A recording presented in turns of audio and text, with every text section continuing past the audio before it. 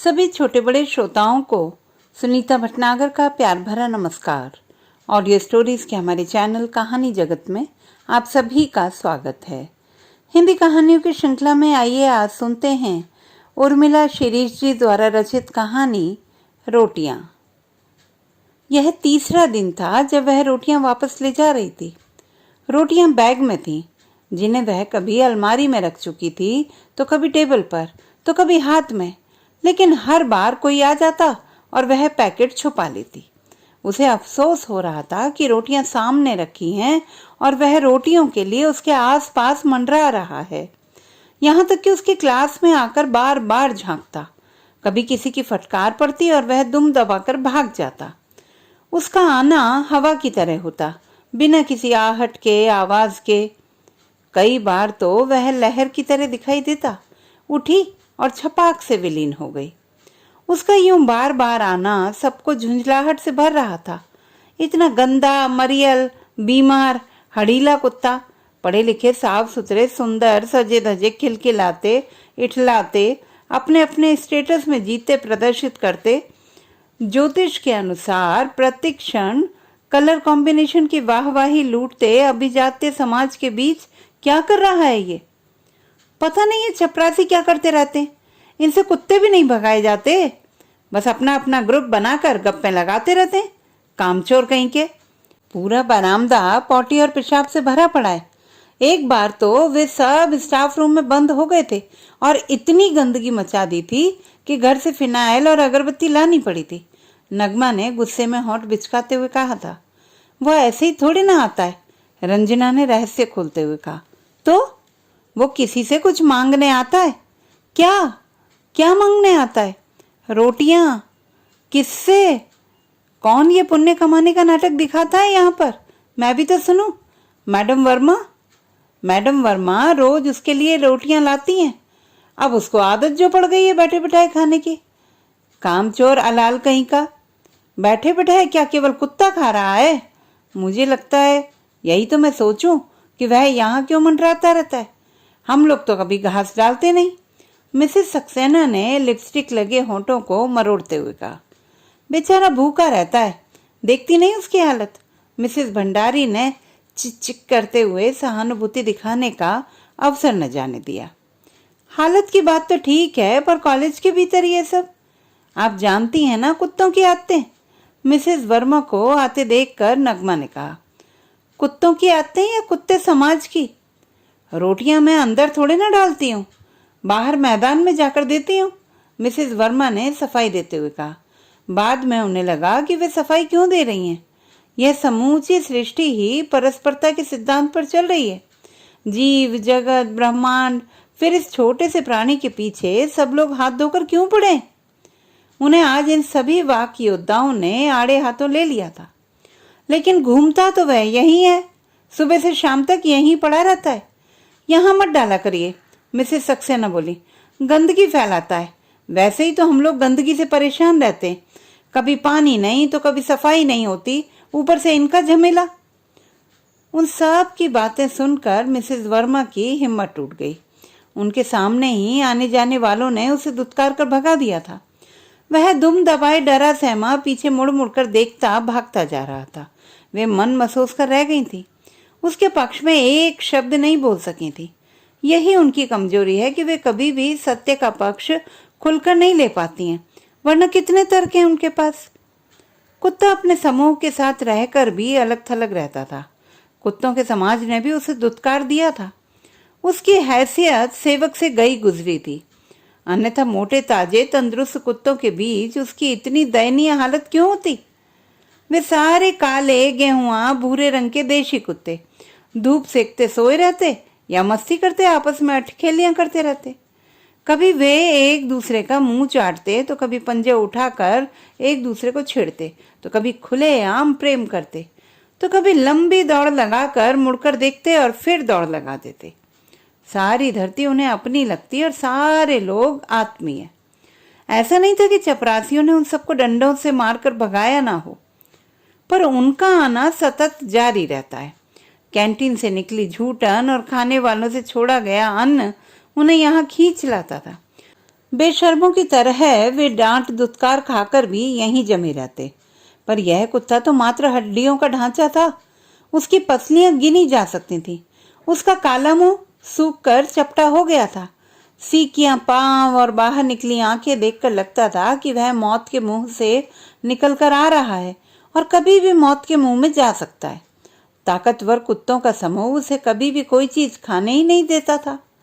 अगरचे कभी कभार उसके पास कोई चीज देखते तो छीन लेते या झपट्टा मारकर उसे घायल कर वहां से रुखसत कर देते। वह डरा सहमा अलग पड़ा रहता। इतनी बड़ी दुनिया में उसका अपना कोई नहीं था। उसकी हालत बहिष्कृत तिरस्कृत एकाकी प्राणी के समान थी जो विपन्न अवस्था में अकेला छोड़ दिया जाता है। मिसेस वर्मा को लगता कि शायद कुत्तों में भी सवर्ण और दलित होते होंगे। इनमें भी ताकत और कमजोर का भेदभाव चलता होगा, वरना एक छोटा सा मासूम कुत्ता बेवक्त बीमार और उपेक्षित क्यों हो गया। उस दिन मिसेस वर्मा बाहर धूप में बैठी थी कि वह सामने आकर पूंछ हिलाने लगा। उसकी पूंछ पर नाम मात्र को बाल थे। घिसी छिली त्वचा दिखाई दे रही थी। उसकी हालत देखकर उनका मन भर आया। घर में पला विदेशी कुत्ता सोफे पर सोता है, पलंग पर आकर जब चाहे सोकर पसर जाता है। सुबह शाम दूध अंडे और पेडिग्री खाकर डकार मारता है। पपीता प्याज मटर और बाकी चीजें खाने के बाद वह रोटियों को ऐसी हेय दृष्टि से देखता था गोया वह उसके लिए घास फूस हो। बासी बची हुई रोटियां घर में इकट्ठी होती जाती। गाय भैंस बकरियां कॉलोनी में दिखाई ही नहीं देती थी। देशी कुत्तों का प्रवेश निषिद्ध था। रोटियों के उस भूरे पहाड़ को कम करने के लिए कॉलोनी में सिर्फ भद्र किस्म के चेहरे पर चेहरा ओढ़े इंसान ही दिखाई देते थे, जो बड़ी गाड़ियों में निकलते या सुबह सैर करने के लिए। उनके नौकरों के हाथों में उनके विदेशी नस्ल के कुत्तों की रस्सी होती थी। वे पुलियों पर बैठे बातें करते होते और कुत्ते आने जाने वालों को देखते रहते। कभी कभार मिसेस वर्मा रोटियां दूध वाले को दे देती, पर उसे भी रोटियां ले जाने में परेशानी होती थी। एक एक रोटी मिसेस वर्मा को न जाने कितनी स्मृतियों और चेहरों की याद दिला देती। चटनी रोटी खाकर उन्होंने बचपन के कितने सुंदर दिन बिताए थे। ऐसी रोटियां खेत खलिहानों में अचार के साथ अमृत के समान लगती थी।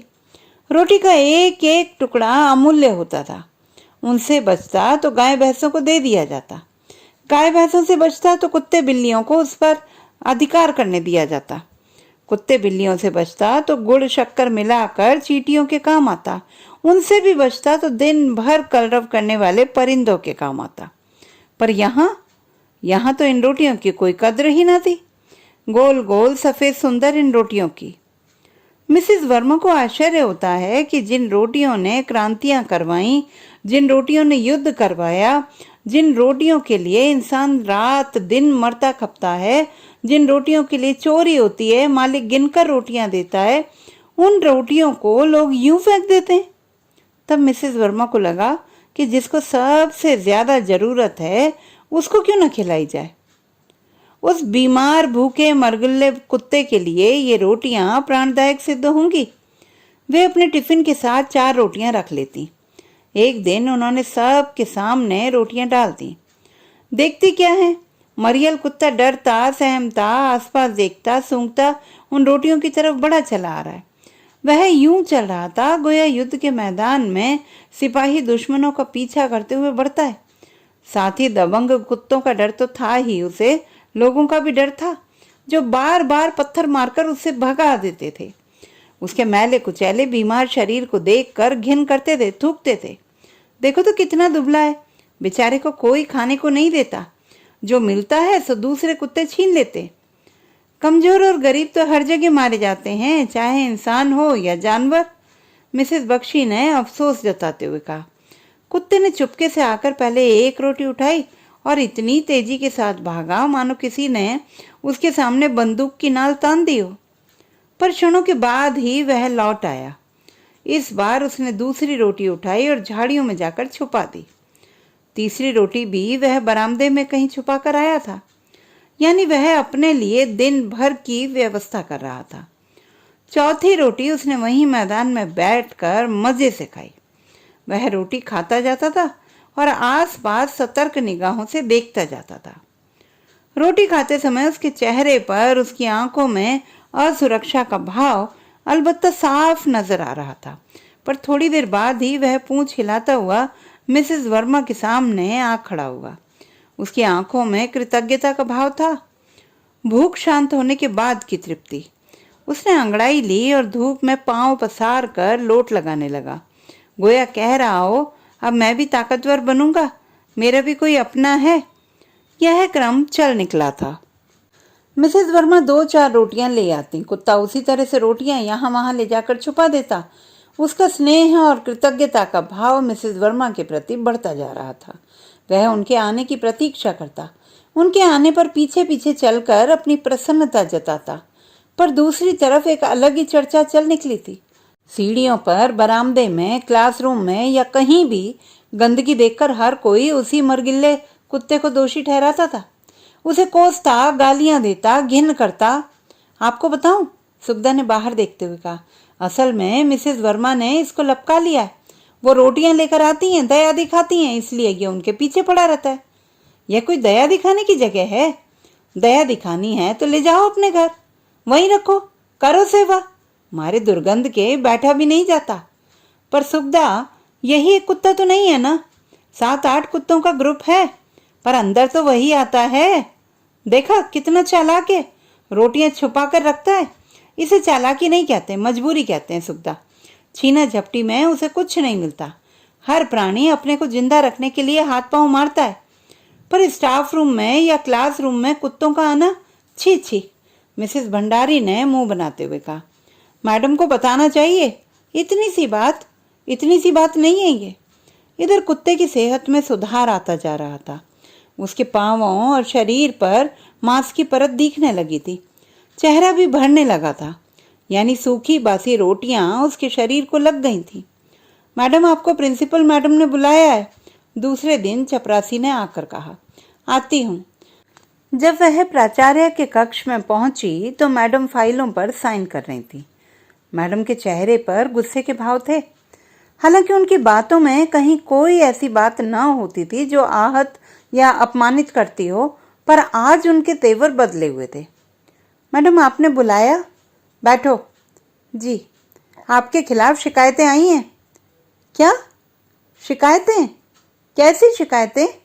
मिसेस वर्मा स्तब्ध रह गईं, क्योंकि वे कॉलेज के सभी काम समय पर और समझदारी के साथ करती थीं, सभी गतिविधियों में भाग लेती थीं। उनकी क्लास में हमेशा छात्राएं रहती थीं, वे भी छात्राओं के साथ पूरी मेहनत करती थीं। तृतीय और चतुर्थ श्रेणी कर्मचारियों के साथ भी उनके संबंध अच्छे थे। फिर आज ऐसी क्या बात हो गई कि उनकी शिकायतें की गईं? कैसी शिकायतें मैडम? किसकी तरफ से? मिसेस वर्मा से रहा नहीं गया तो पूछ बैठी। टीचर्स और स्टूडेंट्स की तरफ से। किस बात को लेकर? आप कॉलेज के माहौल को अनहाइजीनिक कर रही हैं। आपके कारण ही कॉलेज के अंदर गंदगी होती है। कैसे? सुना है आपने किसी कुत्ते को लपका लिया है, उसको रोटियां डालती हैं जिससे वह क्लासरूम और स्टाफ रूम में आता जाता रहता है। मैडम, बाकी कुत्ते भी तो हैं। मैं तो जब से इस कॉलेज में आई हूँ कई कुत्तों को देखती आ रही हूँ। जरूरी तो नहीं कि यही कुत्ता गंदगी फैलाता हो। आपने देखा है उसे? बेचारा भूखा रहता था, इसीलिए मैं घर से रोटियां लाकर दे देती हूँ, वो भी पीछे के मैदान में। आपको यह सब कॉलेज के बाहर करना चाहिए। मैडम, मुझे भी जानवरों से प्रेम है, पर मिसेस वर्मा ने एक शब्द नहीं कहा। उनकी देह गुस्से के कारण कांप रही थी, आंखों में आंसू उमड़ आए थे। यह किस किताब में लिखा है कि किस स्थान पर कुत्ते को रोटियां देनी चाहिए, किस पर नहीं? आगे से ध्यान रखिएगा, कुत्ता अंदर ना आए। मैडम ने निर्णय देते हुए सख्त आदेशात्मक लहजे में कहा। जी। भर्राई आवाज में उन्होंने थैला उठाया और स्टाफ रूम की तरफ चल दी। थैले में रखी रोटियां अलमारी में रख दी। बगीचे में बैठा कुत्ता उन्हें देखकर दौड़ा दौड़ा आया। देखिए, वो आ गया आपका सेवक। इसको तो नगर निगम वालों से कहकर पकड़वा देना चाहिए, सुखदा ने हंसकर दंभ के साथ कहा। सुखदा की व्यंग्य और दंभ भरी हंसी उनके कलेजे को चीर गई। आज उनसे टिफिन नहीं निकाला गया। कुत्ता बार बार क्लासरूम के चक्कर लगा रहा था, कभी बरामदे में जाकर दुबक जाता तो कभी भागकर दरवाजे के पीछे छुप जाता। तेज सर्दी पड़ रही थी। आसपास के खेतों में जमकर ओस गिरी थी। पाले से तमाम पेड़ पौधे और फसलें नष्ट हो गई थी।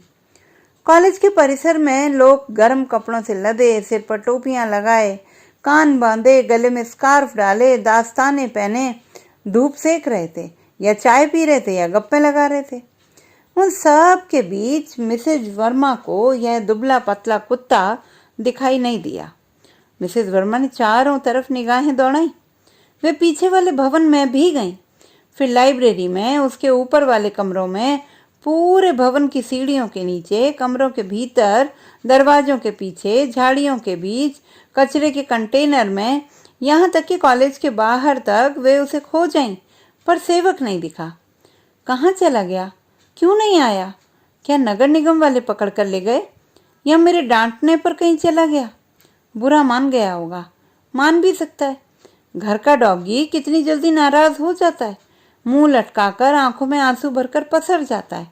जब तक 10 बार बुलाओ नहीं, पुचकारो नहीं, सिर न थपथपाओ, तब तक खाने की तरफ देखता तक नहीं।